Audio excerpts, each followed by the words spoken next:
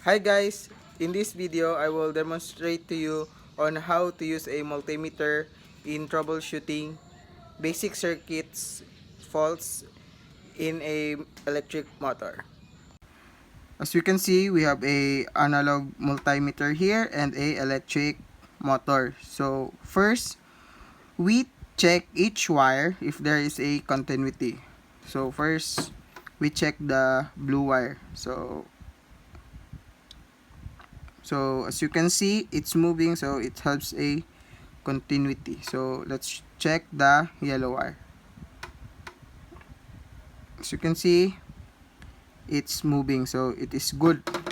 So let's check the electric motor if there is a ground fault.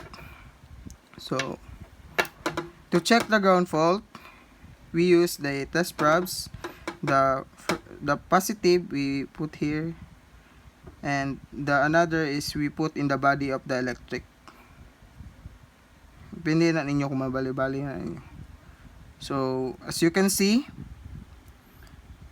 it's moving, it has a continuity. So this electric motor is have a ground, so it is not useful. Is delikado ni siya kay maka ground. So that's all, thank you.